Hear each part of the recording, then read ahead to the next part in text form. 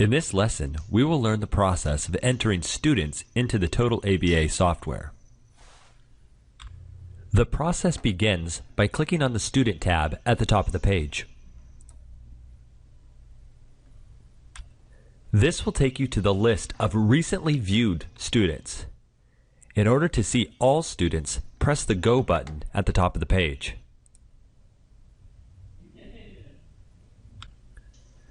On the left side of the page, you'll see a search feature, as well as a Create New feature, which would allow you to create other items from this section, and then a Recent Items section, which shows anything that you've reviewed recently. Notice next to each student, there is an Edit link that will allow you to edit their record if necessary. If you use MRC for your billing service, their software has a direct link and connection to the TotalABA software. Therefore, students can be entered here in TotalABA, and it will automatically register them in MRC's billing software. Or, students can be registered in their billing software, and they'll automatically be registered here as well.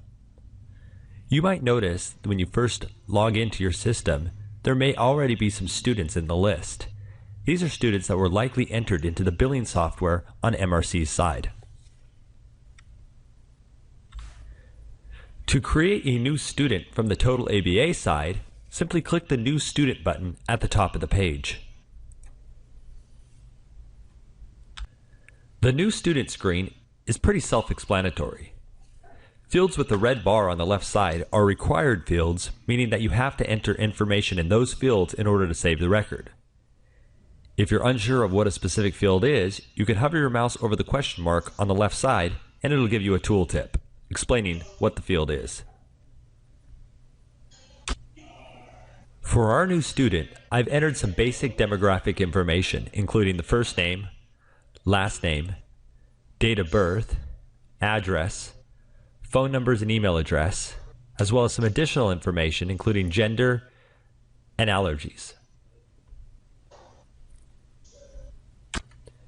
Next, let's discuss the Related People section at the bottom of the page. The Related People section allows you to associate people to the student record. For example, you can enter in the student's emergency contacts, authorized pickup, which are people that are authorized to pick the student up from your center, insurance guarantor, responsible party, as well as physician and billing provider information. Let's begin our lesson with the billing provider. The billing provider is the person in your center who is authorized and credentialed to have their name go on the claim that is sent to the insurance company when services are rendered for this student. This person is not always the therapist that is rendering the therapy for the student. This may be an overseeing BCBA or supervising therapist in the center. The purpose of having the billing provider at this level is to specify defaults and save time going forward. For example, if the billing provider for this student is always going to be the same person, then we can specify it here.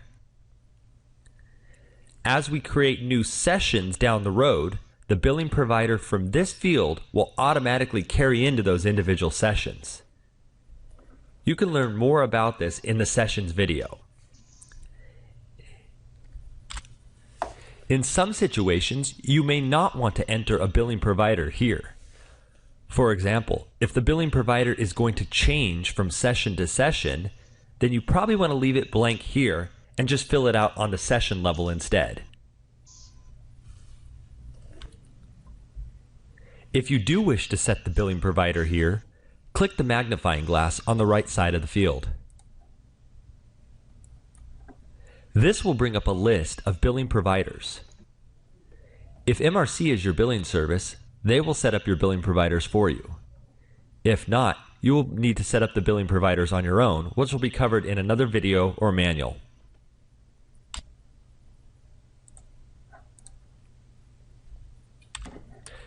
The primary physician and referring physician fields just allow you to track who the family physician is, or if a physician referred the student to your center, who that physician was.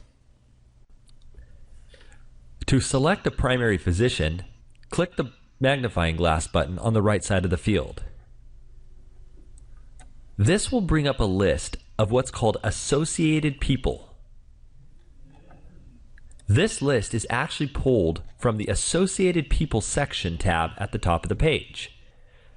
So associated people can be preloaded into the system by going to Associated People and pressing the New button from there, or they can be entered on the fly by clicking the magnifying glass and then entering New Associated Person at the top tab. If the associated person is already in the database, you can simply select their name from the list.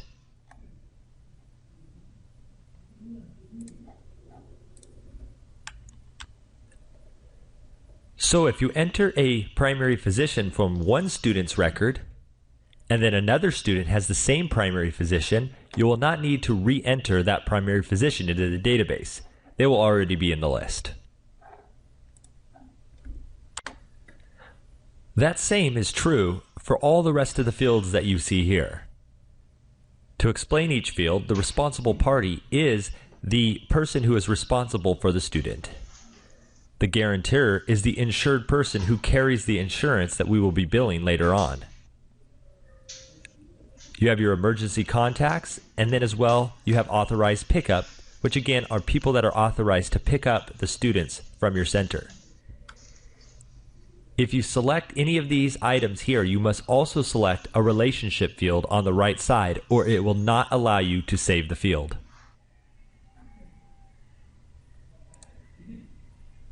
I'm going to go ahead and enter in a new emergency contact for this student. If I find that the emergency contact is not yet entered into the database, I'll click New Associated Person, and I'll enter in the information.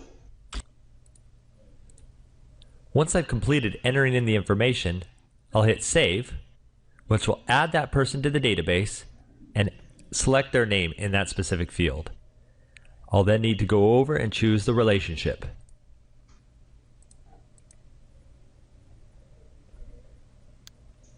Now, if Beth Paula happens to also be a person that's authorized to pick up the student from your center, I'll simply press the magnifying glass field and select her name from the list.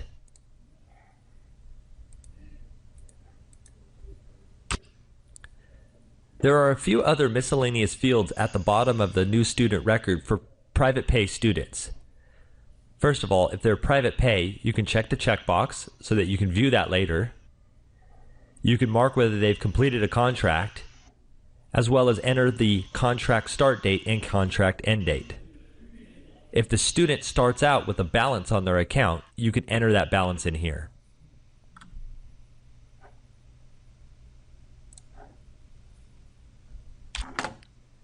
After pressing Save at the bottom of the new student record, it'll take you to the student detail page where you can review the information.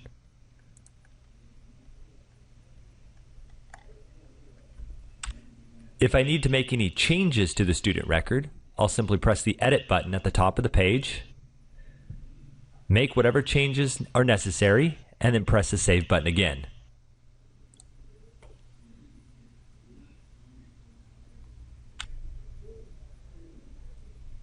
Some other pertinent buttons at the top of the page are the Clone button, which would allow you to make an identical copy of this student record.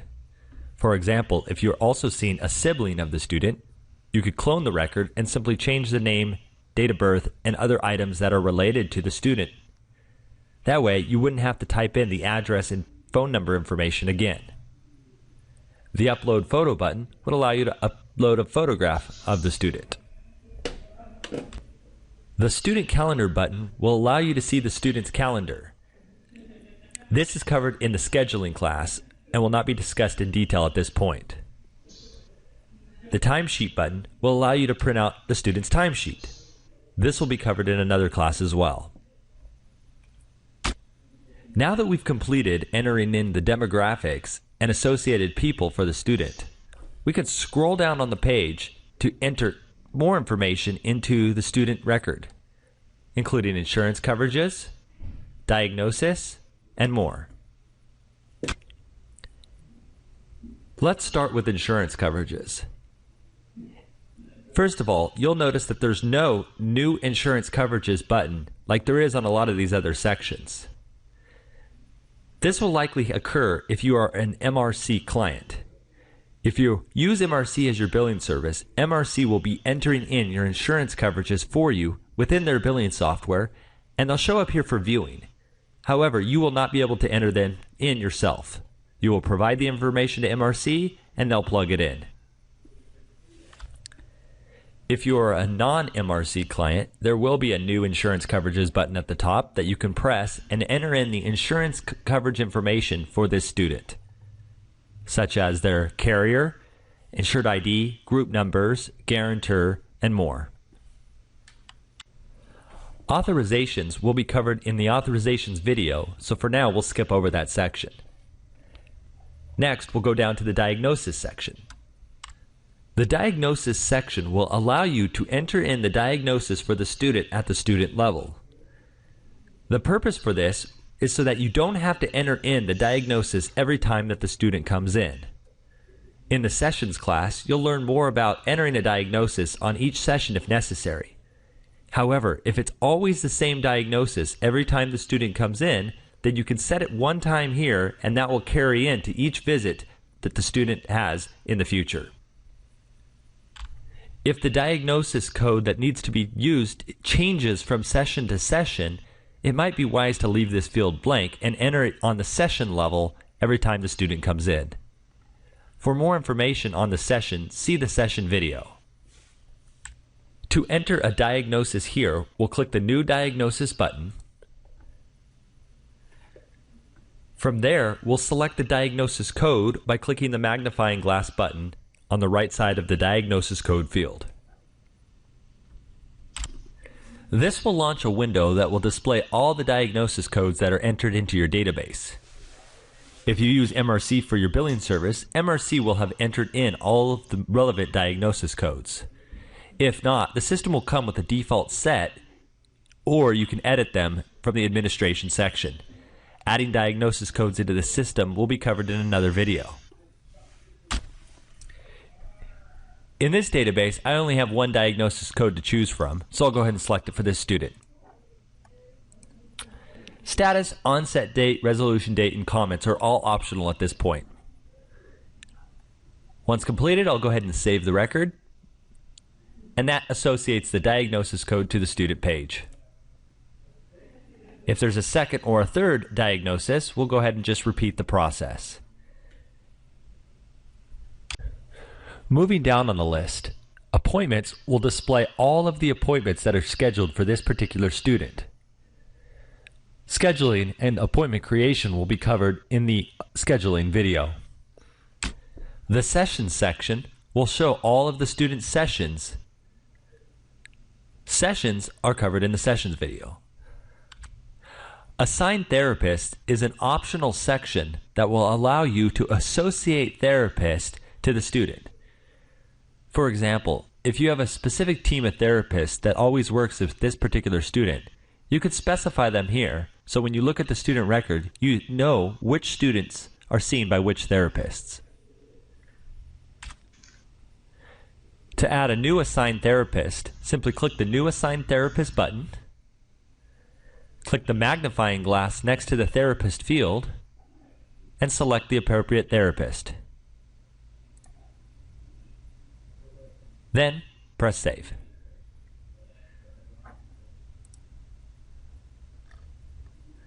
To add additional therapists, simply repeat the process. Moving down, the Open Activities section will show any open or uncompleted tasks that are related to this student. Students also have a Notes and Attachments section. You'll notice the Notes and Attachments section at the bottom of pretty much any record within the system. This will allow you to create any additional notes regarding the student by clicking New Note. This simply requires the entering of a title and a body. It also allows you to attach files. So if you scanned in, let's say, a copy of the intake form for the student, you could press Attach File and attach the file the same way you would attach an attachment on an email.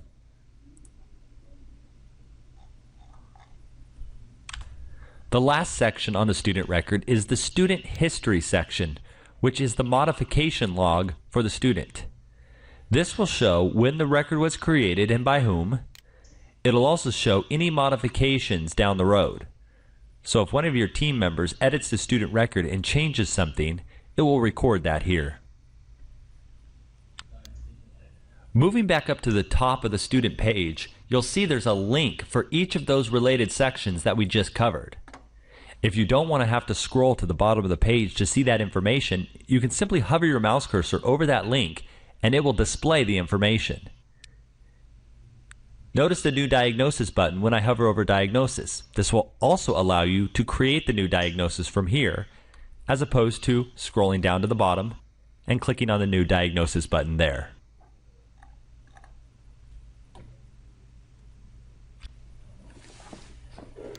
At this point, we have completed the student's registration. This will now wrap up this lesson. We hope you have enjoyed, and thank you very much.